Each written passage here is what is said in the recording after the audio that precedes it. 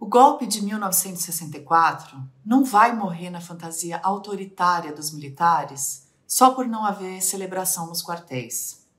E os militares não aderiram ao bolsonarismo. Ao contrário, o bolsonarismo é produto da cultura militar.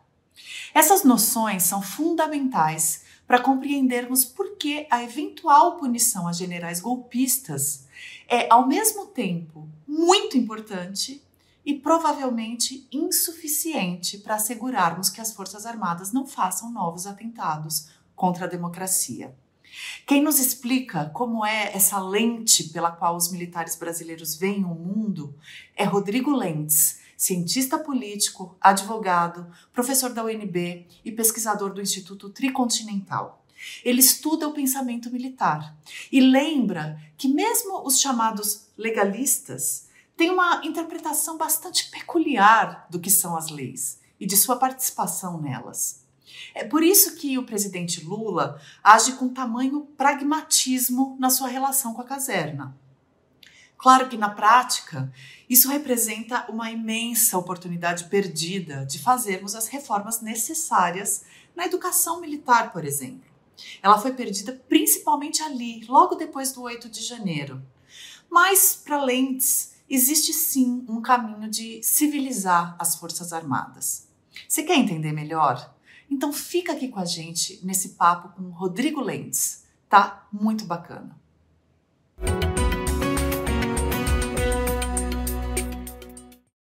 Professor Rodrigo Lentz, muito obrigada por aceitar o nosso convite, por bater esse papo com a gente. Bem-vindo. Olá, Flávia, e a todas as pessoas que nos assistem. Sempre é um prazer aqui participar da conversa comigo. Legal. Professor, a gente tem assunto que não acaba mais para tratar sobre militares, golpe, enfim, tem uma vastidão aí de acontecimentos, mas eu acho que a gente pode começar tratando do fato de que esse cerco a militares que estiveram dispostos a tentar, ao menos, uma ruptura do Estado democrático de direito, da democracia, ele é algo, no mínimo, muito relevante, né? Muito definidor.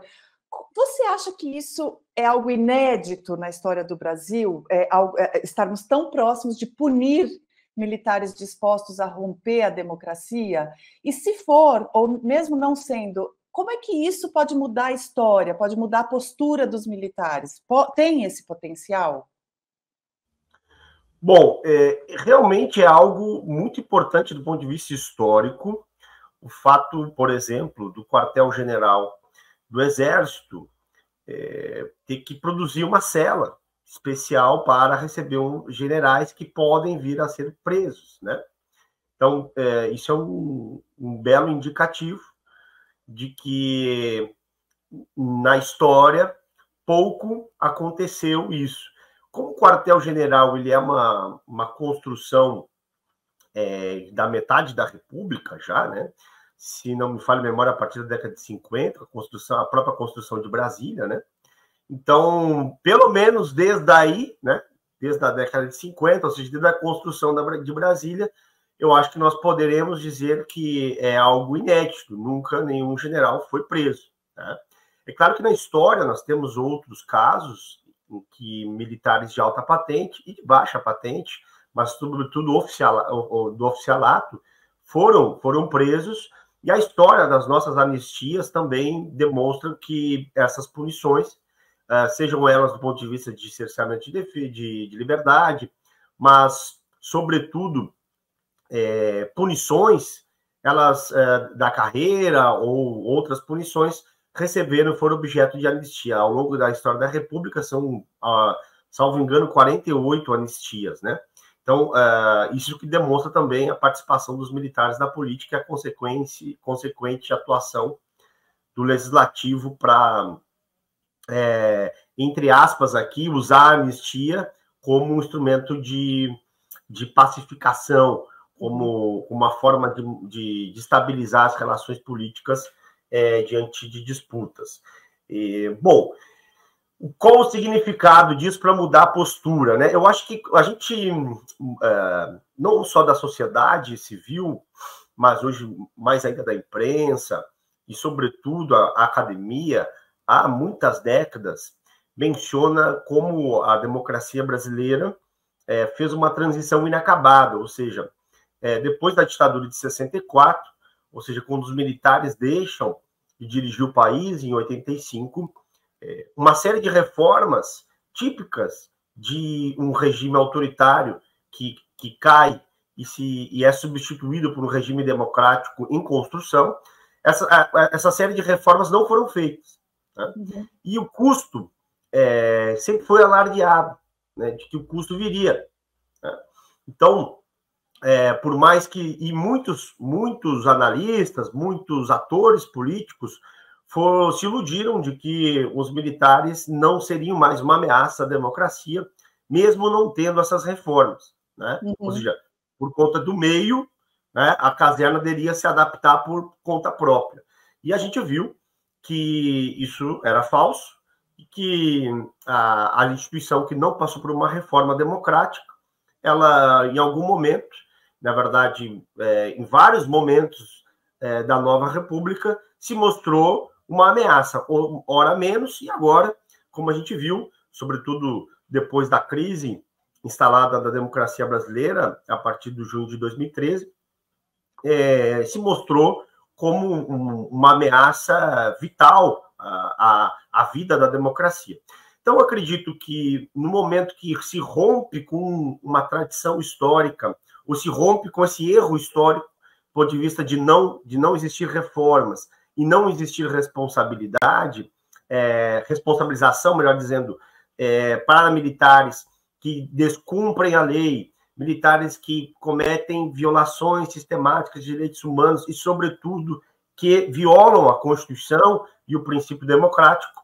Quando a gente rompe com essa tradição, a mensagem é muito clara para a caserna e sobretudo, para aquele militar que é um militar de carreira, que muitas vezes pode ser seduzido por algum cargo, alguma vantagem, ou ainda algum prestígio extra que a política pode oferecer, e que ele vai saber que o custo para que ele embarque numa aventura autoritária e golpista será muito alto para a sua carreira, para a sua vida pessoal, para a sua família. Né? Uhum. Então, eu vi recentemente, acho que foi hoje, que saiu uma matéria em que a comissão que define a ascensão na carreira para o generalato, né, sobretudo em relação ao mérito, que é uma comissão formada por 18 generais, já decidiu não promover o Mauro Cid. Né? E que essa não promoção, ou seja, ele já vai estar estacionado na carreira, não vai poder mais se promover, e, mais do que isso, ele, uma vez condenado a mais de 2 anos de prisão, ele, inclusive, vai ser expulso sem direito à remuneração, né, na reserva. E isso é um impacto muito grande na carreira de um profissional militar que percorreu uma carreira pública, de Estado, que tem estabilidade, tem uma série de privilégios em relação às carreiras civis. Então, acho que isso, sim, gerará um bom efeito de exemplar no comportamento dos demais que permanecerão e que virão a ocupar o cargo militar. Perfeito, professor. E aí, uma das coisas, te ouvindo, e mesmo olhando os depoimentos dos generais, dos ex-comandantes, né, das forças militares, a gente viu, então, por exemplo, o ex-comandante do Exército, Freire Gomes, depondo a Polícia Federal e dizendo que teria avisado o ex-presidente Jair Bolsonaro de que, se ele fosse adiante com a tentativa de golpe, teria de mandar prendê-lo, né? E aí, muitos analistas, não sei se com um olhar condescendente ou realista, começam a evocar a imagem do militar legalista, da fatia das forças que está obediente à Constituição, às leis e etc. Ao mesmo tempo, a gente fala, bom, mas deixou chegar um ponto que parece que houve só no limite ali que falou, não, peraí, vamos parar por aqui. Se é que realmente fez isso, né? A gente está contando com um depoimento, né, a polícia. Então, eu queria saber de você se existe mesmo o militar legalista ou se ele é uma lenda urbana, ou se ele é uma fantasia, um wishful thinking, né, que a gente fala, um desejo de que ele exista, né? E até, desculpe me alongar aqui na formulação, mas é porque eu estava olhando, logo antes da gente entrar aqui, os tweets do ex-comandante da FAB, né, do Batista Júnior, que é um desses militares ditos legalistas, em que ele declara, por exemplo, claramente o apoio ao Javier Milei, ele retuita gente chamando o presidente Lula, já pós-eleição, de pinguço. Então, assim, ele pode ter sido legalista, mas ele está claramente se manifestando politicamente, de uma forma até um pouco vulgarizada. Então, o que é esse militar legalista e em que extensão ele existe? Bom, acho que primeiro, só o fato de a gente ter que qualificar um militar como legalista ou não, já é um sintoma da nossa história, ou seja, o que significa militares participarem da política, né? Então, se tem militares legalistas, a gente tem os militares que não, em tese, seriam os legalistas, o que mostra que ser militar não é seguir a Constituição e não é ser democrata. Então, isso é um sintoma da formação e da participação dos militares na política do ponto de vista histórico. Segundo, eu acho que esse termo, ele, do ponto de vista histórico, foi muito usado para justamente tentar identificar, ou seja, separar, entre aspas, o joio do trigo, né? Ou seja, aqueles militares que são os profissionais, que seguem a Constituição, que não se seduzem pelo canto da sereia da política e que, por isso, né, não se envolveriam e não seriam uma ameaça, né? Diferente de algumas maçãs podres da instituição. Então, isso aqui isso historicamente, inclusive, foi usado para separar, vamos chamar assim, o CPF do CNPJ, para usar o termo do ministro Múcio e da narrativa que se construiu, ou melhor dizendo, da interpretação que se construiu a partir do que aconteceu nos últimos anos. Eu acredito que aí tem um terceiro elemento. Quando a gente fala de legalista, ou seja, militar que cumpre a Constituição, isso quando um civil, quando a democracia, os democratas falam isso, é muito diferente do quando um militar fala isso. Porque a interpretação do militar sobre a lei, sobre a Constituição, ela é dada pela lente ideológica da organização militar. Tá? Então, vejam, muitos desses militares, desses oficiais que participaram do debate sobre uma tentativa de golpe de Estado, usando, deturpando, desviando a finalidade de determinadas previsões constitucionais, diziam que aquilo não era nada ilegal. Ao contrário, aquilo estava dentro das 4 linhas da Constituição. Então, a interpretação do que é legalista ou não também vai diferir muito pela lente do militar, pela organização militar, que é muito, usando o termo aqui do Tomás Paiva, existe uma bolha militar, e que é muito em razão dessa grande e absurda autonomia da instituição militar em relação à sociedade, em relação às outras instituições de Estado, né? E que é uma bolha que, como, por exemplo, usa categorias de raça do Instituto de Geografia do Brasil, que é muito próxima de categorias eugênicas, e não usa a categoria do IBGE para classificar o seu efetivo.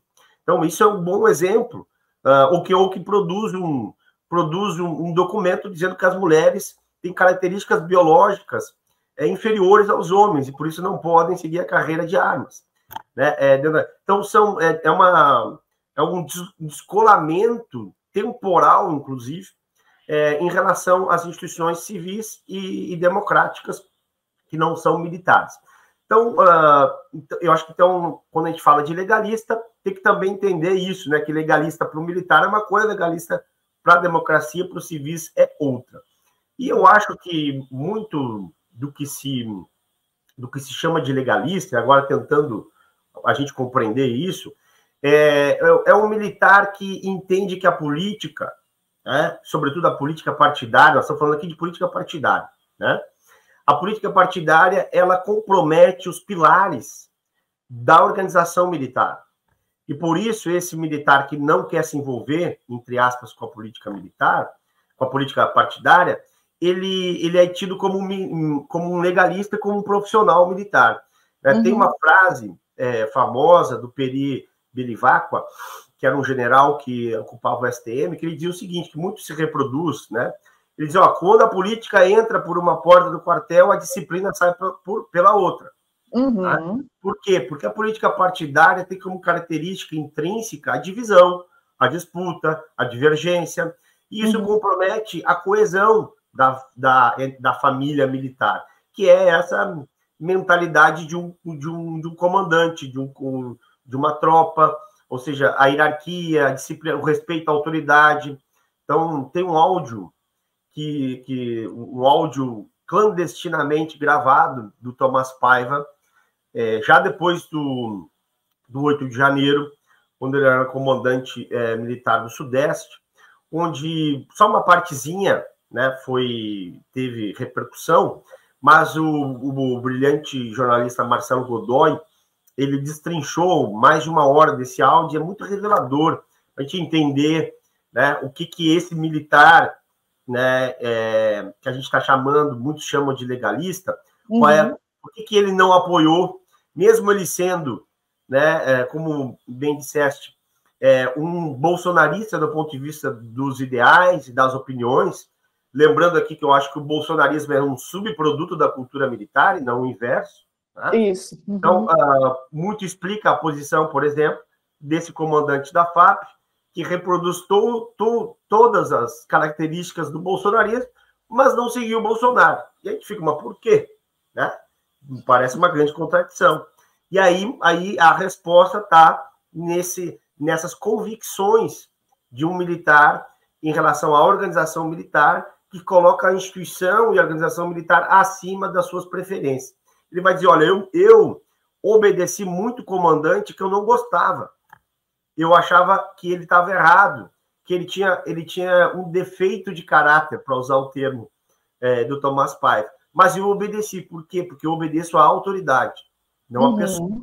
Então tem um elemento da cultura militar, da organização militar, que se sobrepõe em determinados militares às suas convicções ideológicas, individuais e preferências, inclusive partidárias.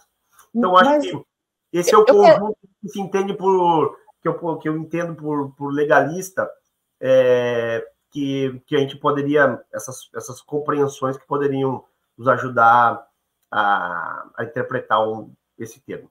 Não, perfeito. Mas aí eu não posso deixar de pensar que o fato... Porque, assim, a autoridade... Qual é a autoridade máxima militar? Não é o presidente da República? Porque o próprio Bolsonaro fala...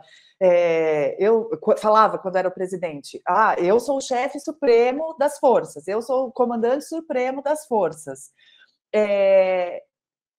Ele era, quando militar, ele chegou apenas a capitão, mas como presidente, aliás, talvez até de uma forma de superar esse trauma, né? Ele fez tanta questão de repisar isso, eu sou o chefe supremo, né? Nesse ponto de vista, os comandantes não teriam a tendência de obedecê-lo e seguir com o golpe? Então, aqui a gente pode lembrar do Rui Barbosa, né, que foi um grande incentivador no início da República da participação dos militares na política, e que os militares, inclusive, fizessem um juízo de legalidade das ordens do seu comandante supremo. Então, ele foi lá e incluiu no dispositivo constitucional um entre vírgulas, e dizia, olha, as Forças Armadas devem obediência dentro da lei. Então, o comandante ele vai fazer sempre uma mensuração se aquele comando que o presidente está dando para ele é dentro da lei, porque ele só deve obediência a comandos que se enquadram na lei. Então, é uma obediência discricionária, em que há um juízo de legalidade do comandante. E esse juízo de legalidade do comandante, que está assegurado hoje, por exemplo, nós vamos lá, o artigo 142, lá tem esse entre vírgulas também, dentro da lei. Né? Então, e esse juízo de legalidade do comandante, é claro que ele vai ser feito com a lente de legalidade que a gente estava conversando, mas na fala anterior, do militar e da organização militar. E, sobretudo, em relação aos valores da organização militar, aos pilares. Né? Então,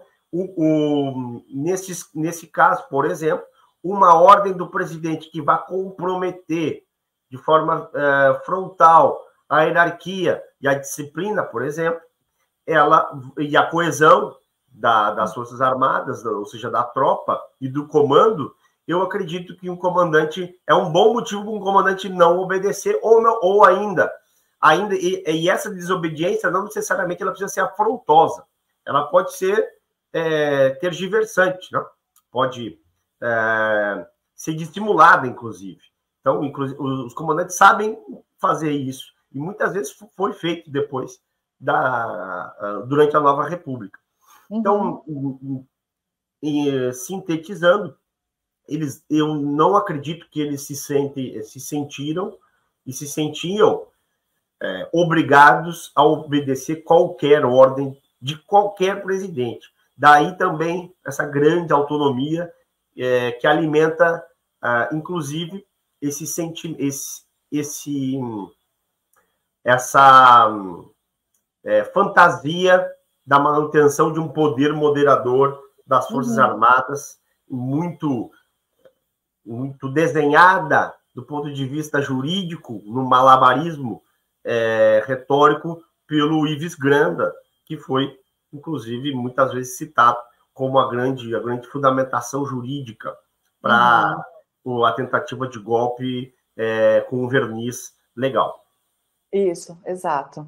E aí, diante disso tudo, né, a gente já falou um pouco das punições, mas obviamente, das potenciais punições, mas obviamente que o movimento contrário também ganha força, né? Então, o general e senador Hamilton Mourão já iniciou um movimento no Congresso pela anistia de todos os envolvidos na tentativa de golpe de 2022, claro que com foco especial na própria categoria, né, nos militares, mas sob o pretexto de anistiar todo mundo, inclusive dos civis injustamente, na visão deles, presos e etc.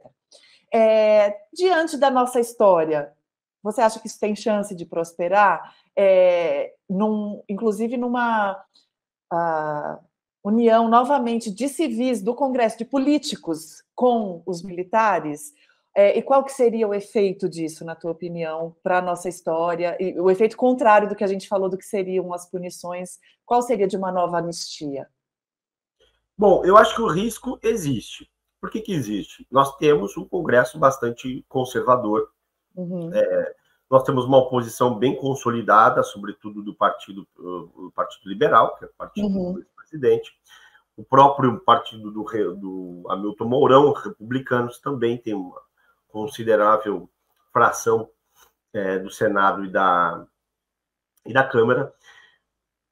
Então, acho que é um instrumento que, historicamente, no momento de grande tensão, uma força que se sobrepõe à outra usa como uma forma de pacificação, porque a ideia de pacificação aqui é a normalização de uma determinada ordem, né?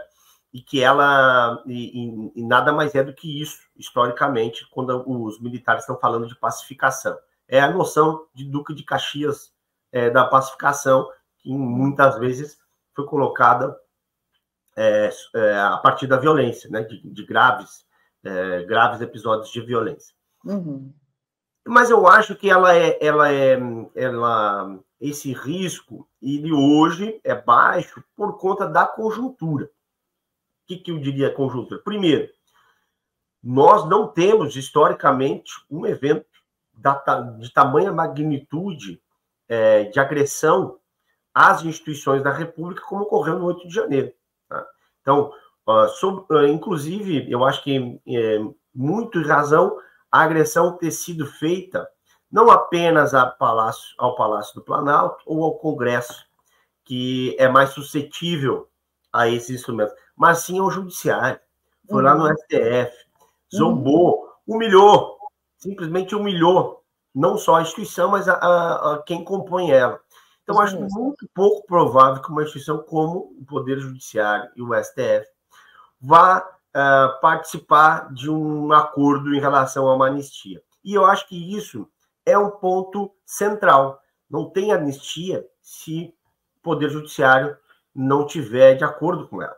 Né? Então, eu acho que isso é um ponto bem negativo. Agora, a conjuntura... E fora que eu acho que nós temos uma sociedade civil cobrando responsabilização, nós temos uma imprensa muito diferente de outros momentos da história onde foi colocada a anistia como instrumento dessa pacificação.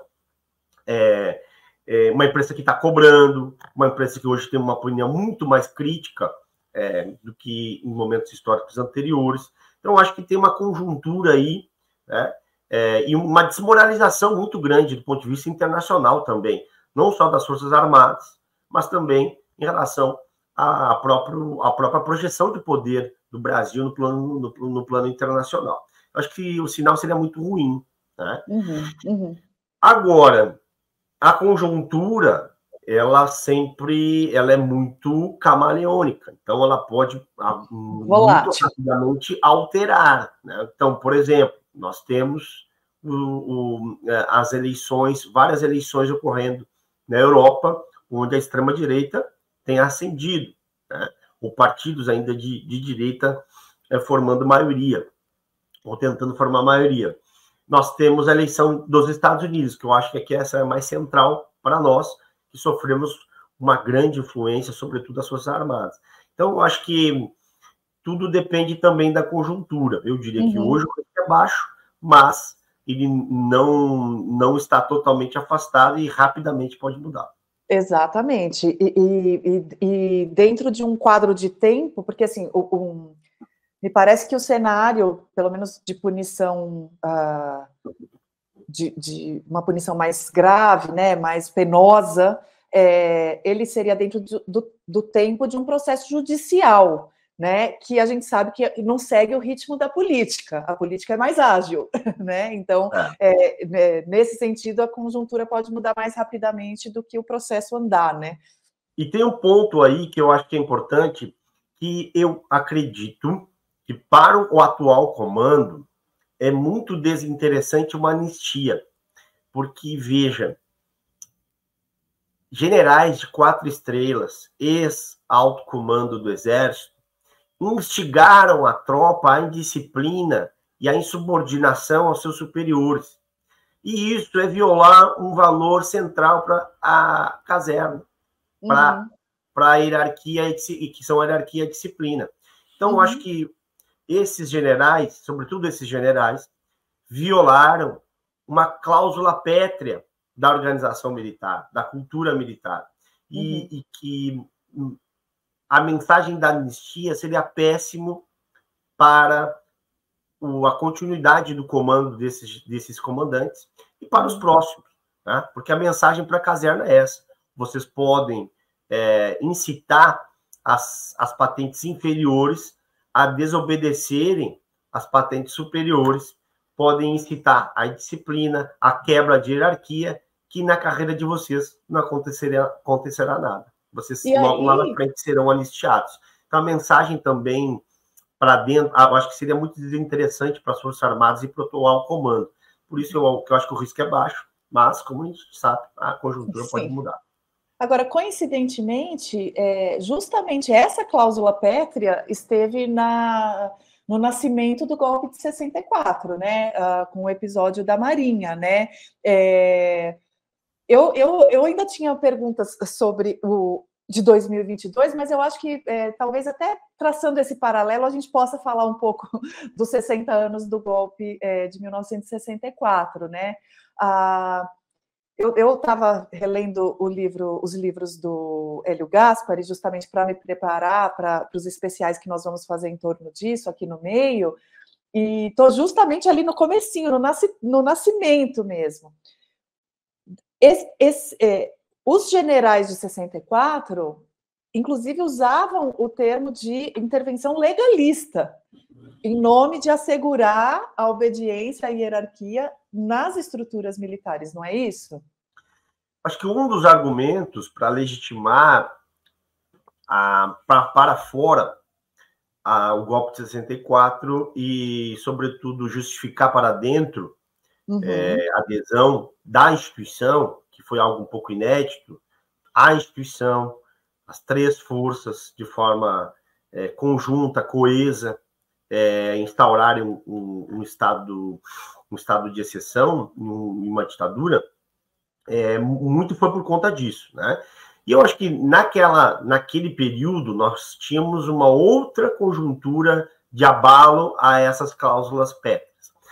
Porque logo depois da Segunda Guerra Mundial, com o governo do Eurico Gaspar Dutra, ainda se disputava uma visão de desenvolvimento nacional entre o oficialato, em que todos os militares anticomunistas tinham alguma divergência.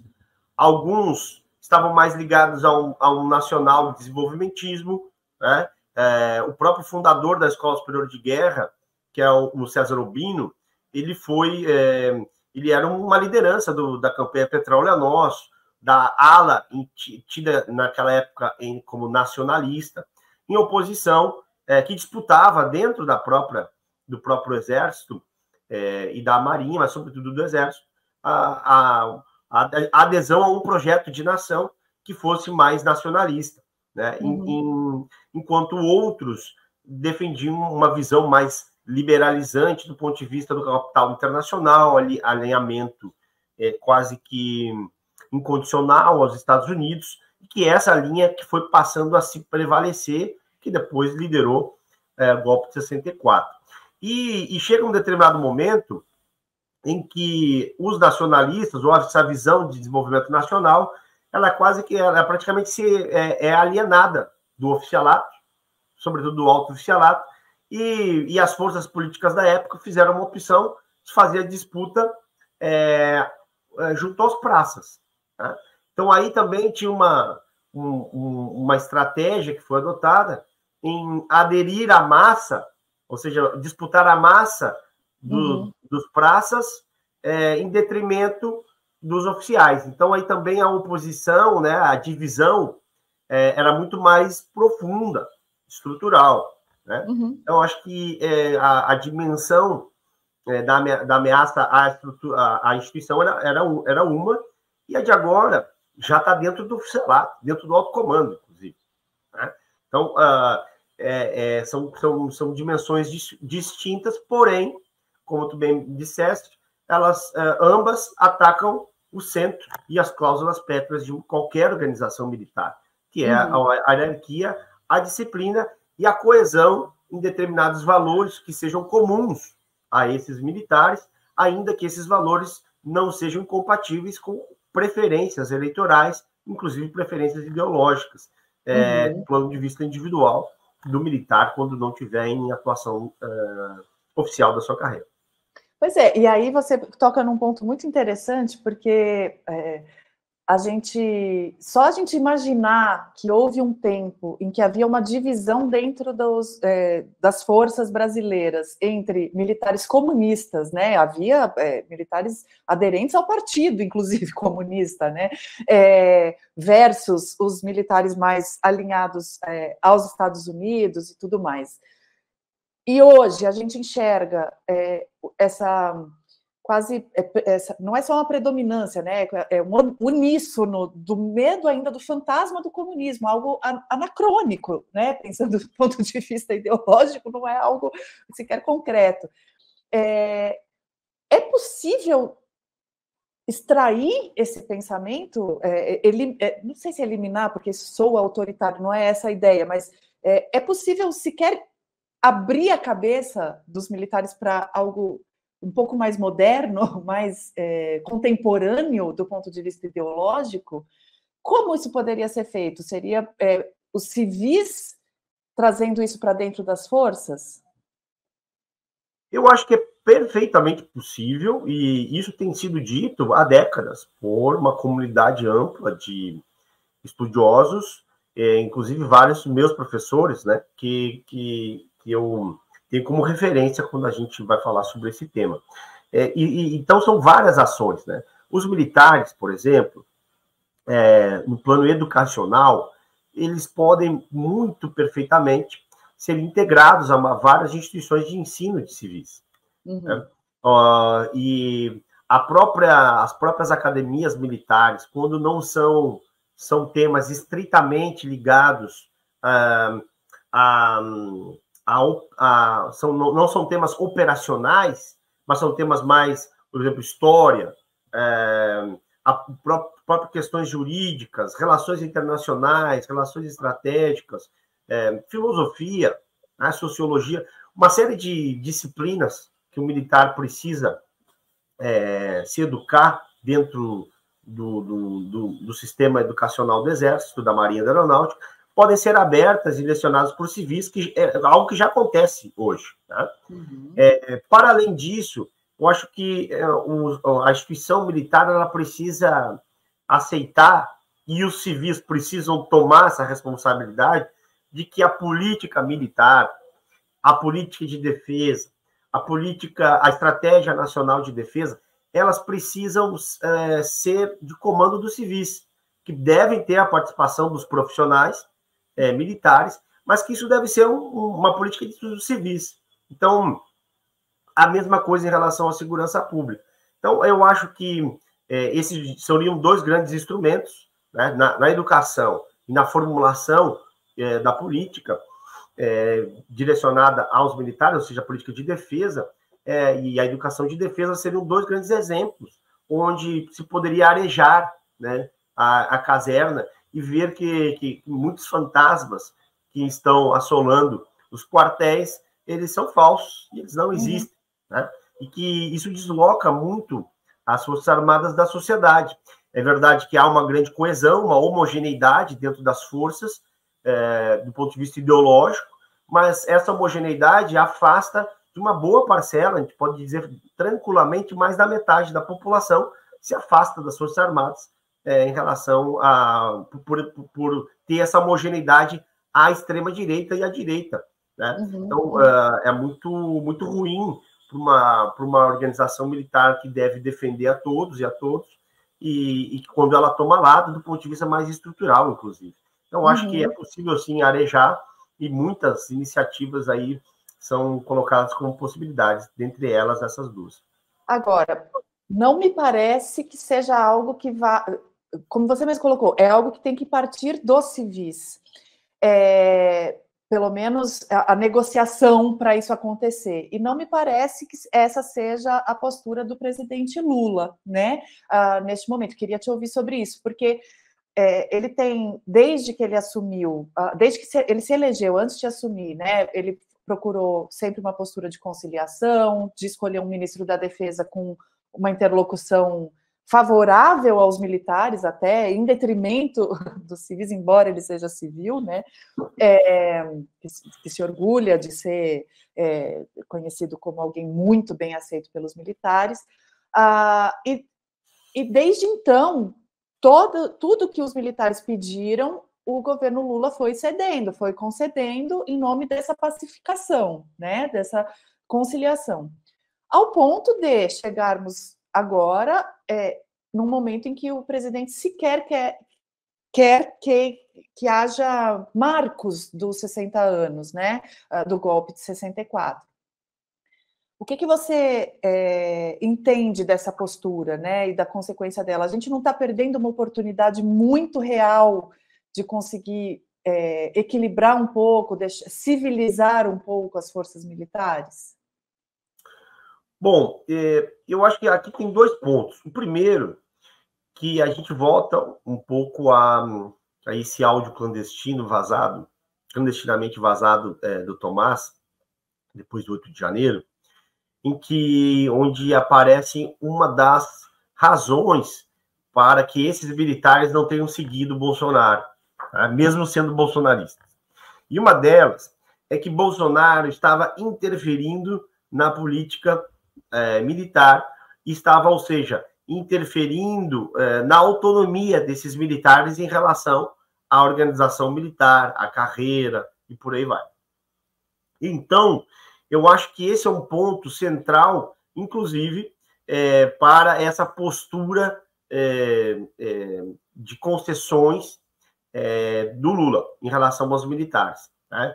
Ou seja, no momento que o presidente da República faz da maneira que o Bolsonaro tentou fazer para os seus objetivos, mas tentar alterar, interferir na política militar, isso traz contra si os militares do comando. Tá? Então, o que é um sintoma do autoritarismo intrínseco, seja no militar que obedeceu e seguiu o Bolsonaro, seja no militar, entre aspas, legalista.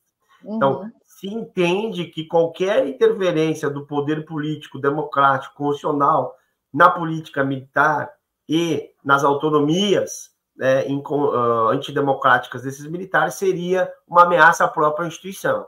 Então, esse é um problema concreto, né? Que inclusive explica algo muito contraditório, que é um comandante bolsonarista não seguir o Bolsonaro.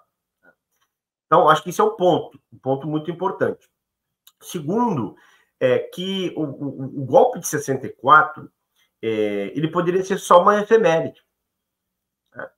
Então, não teria nenhum problema o governo fazer 2, 3 dias de eventos simbólicos, lembrando a resistência, lembrando a luta pela democracia, lembrando, né? Isso estaria totalmente de encontro ao 8 de janeiro, a defesa da democracia atualmente, a do Estado Democrático de Direito.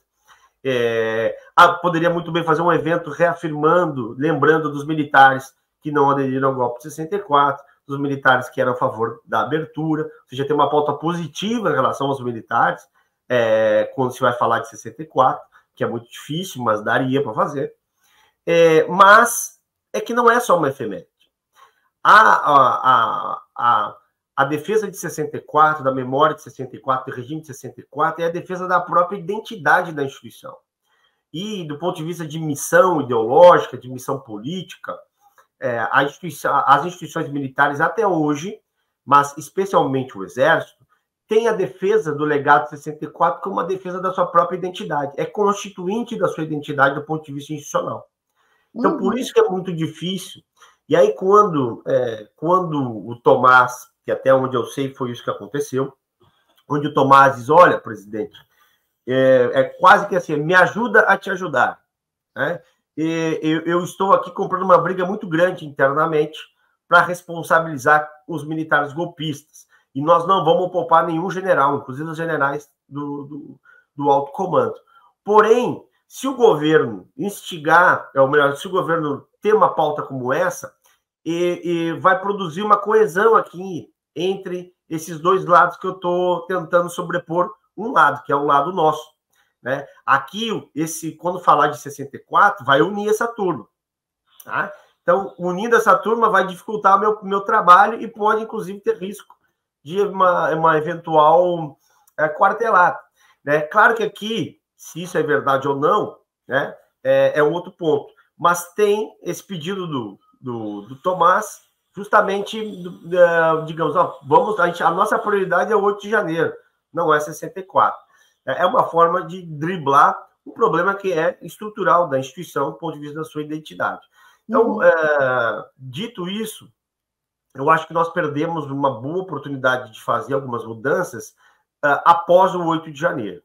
Tá? No momento, lembrando um pouco Maquiavel, tem coisas que a gente tem que fazer, né, como Maquiavel defendia, coisas que vão ter um custo alto, do ponto de vista político, são coisas que a gente faz uma vez só. E depois vai se produzindo uma legitimidade disso ao longo do tempo, de forma mais espaçada.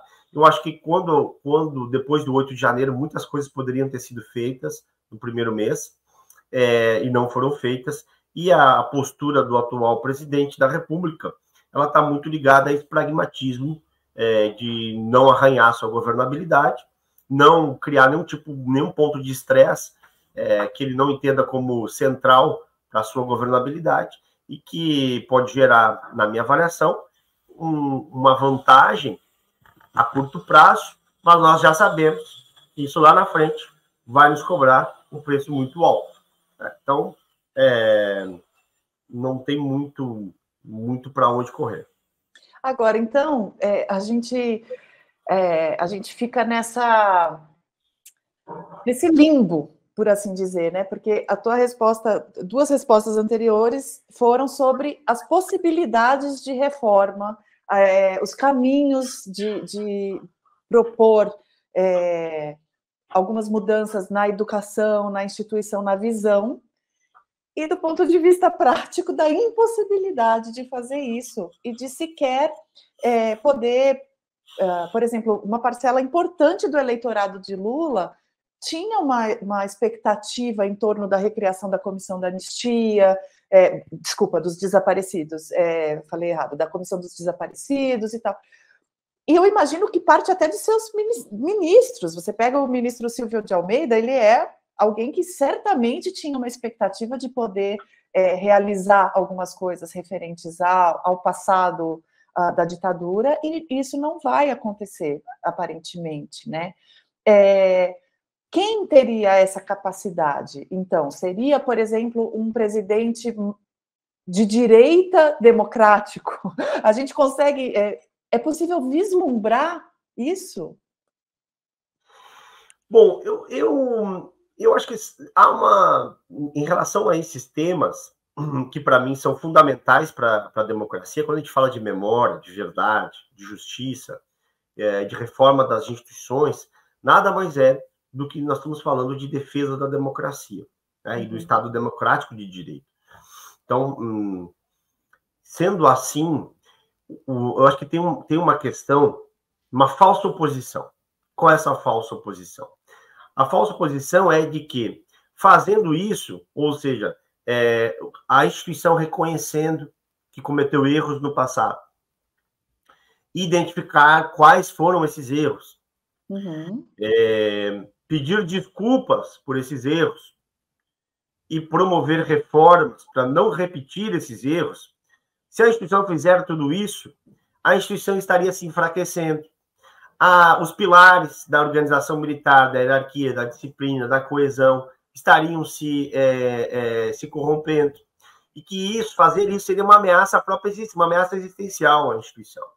Eu acho que a oposição, ela é falsa, e eu acho que esse é o grande nó que precisa ser desatado. É preciso mostrar para as instituições militares, para os seus comandantes, sobretudo para os seus comandantes, que têm uma visão importante a respeito da separação da política partidária, né, e da política de Estado, da política institucional, de que a instituição fazer isso seria um grande reforço, um grande fortalecimento institucional, e não ao contrário. Isso seria um passo decisivo para as Forças Armadas deixarem de ser uma ameaça às instituições democráticas, aos valores democráticos, e essa suspeição que o Múcio muitas vezes fala, que ainda paira sobre a instituição militar, ela não vai passar depois que nós tivermos a responsabilização do 8 de janeiro, sem nenhuma exceção, acredito eu. Né? Então, ela vai continuar, porque os militares, por sua própria identidade, vão continuar defendendo valores autoritários, vão continuar... O 64 não vai deixar de existir dentro da caserna por conta que não tem uma ordem do dia. Isso é só a parte mais festiva, mais barulhenta. Agora, isso vai continuar no espírito, vai continuar na socialização das escolas, nas músicas dentro dos quartéis, para animar os pelotões. Então, isso vai continuar, né? Então não vai passar. Então, eu acredito que romper com essa oposição é fundamental. Como é que faz isso? Eu acho que poderia ser a partir do exemplo. Outras instituições civis, democráticas, devem fazer isso. Vou dar um exemplo: o Supremo Tribunal Federal. O Supremo Tribunal Federal, ele aderiu ao golpe de 64. Recentemente, a ministra Carmen Lúcia falou que o Supremo errou quando deferiu a extradição da Olga Benário, e que o Supremo deveria fazer uma sessão solene de anulação da sua decisão e de pedido de desculpas à família da Olga Benário. Isso é um belo de um exemplo simbólico, institucional, que se o Supremo fizer isso, é um ótimo recado para o comandante do Exército fazer o mesmo. O Congresso Nacional também fez isso, anulou a sessão que legitimou a destituição, declarou vaga a presidência da República, abrindo caminho para a eleição indireta do Castelo Branco como o presidente indireto eleito ali. Então, acho que são esses gestos institucionais simbólicos, de exemplo, que podem abrir um caminho. Fora isso, eu acho que a sociedade civil ela precisa abrir um diálogo com as Forças Armadas, né? Romper com esse isolamento. Ou seja, a gente precisa furar a bolha. Essa bolha conservadora, extremista, que é constituinte da organização militar que produz o bolsonarismo, ela precisa ser furada, e que a sociedade civil precisa passar a conversar com as Forças Armadas e demonstrar que essa oposição é falsa, que a democratização da instituição ela vai fortalecer a hierarquia, a disciplina, a coesão, mas vai recuperar a própria imagem das Forças Armadas, que está profundamente comprometida com o 8 de janeiro e com adesão ao governo Bolsonaro. Perfeito, faz total sentido, embora me pareça distante do momento em que vivemos. Já não me parece impossível, só me parece distante, né? Exatamente. Legal, professor. Eu acho que a gente pode viver aí dias bastante interessantes num futuro bem próximo com relação a tudo isso que a gente conversou. Agora, de qualquer maneira, eu acho que existe uma parcela da sociedade que está muito pronta para celebrar a prisão de um general, né? Assim, principalmente a parcela mais progressista, né? Mas tem uma parcela que pode enxergar nisso tudo uma perseguição, uma confirmação de tudo que sempre suspeitou, e uma parcela que pode estar muito disposta a enxergar isso como uma senha para algo. Você entende assim também? Isso é para finalizar. Como é que você enxerga o militarismo na sociedade civil hoje? Nas pessoas que estiveram dispostas a pedir intervenção militar? Qual que é o tamanho disso? Qual que é a capilaridade desse sentimento? Bom, eu acho que são, falando de duas coisas, né? Uma, em relação à expectativa, né, de responsabilização. Eu acho que nós temos uma questão central, que é o lavajatismo, né? Inclusive, são 10 anos da Operação Lava Jato, que, na minha percepção, é uma das grandes responsáveis por tudo que a gente viveu, né, de desestabilização da democracia.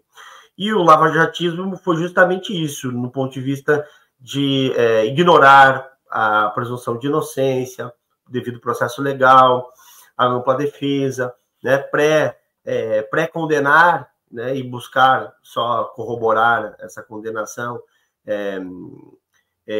violação de diversos princípios e corrupção mesmo entre as autoridades, com objetivos partidários, eleitorais, políticos.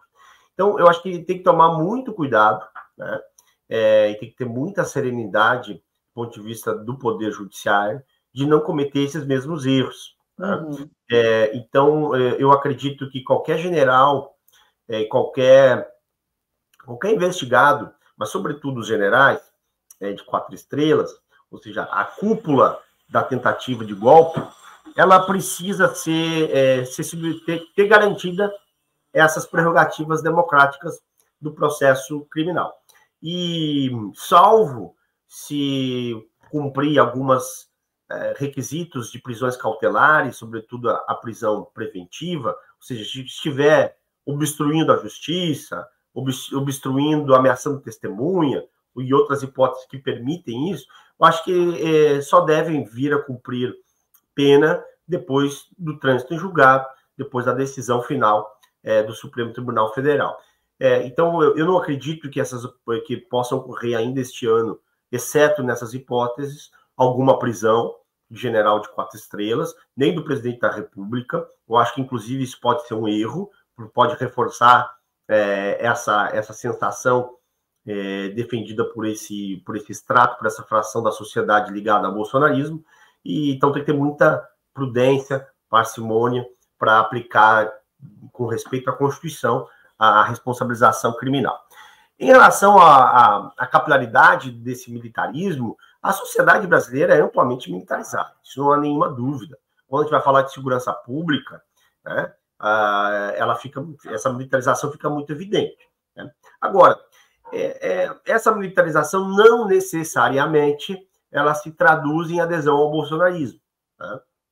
Então, acho que se a gente entendeu esse bolsonarismo, ele ainda tem uma boa capilaridade. Eu acho que, no mínimo, 1/3 da sociedade brasileira ainda, um pouquinho para mais, um pouquinho para menos, mas ainda se identifica com o ex-presidente da República, se identifica com as suas ideias, se identifica com os seus valores.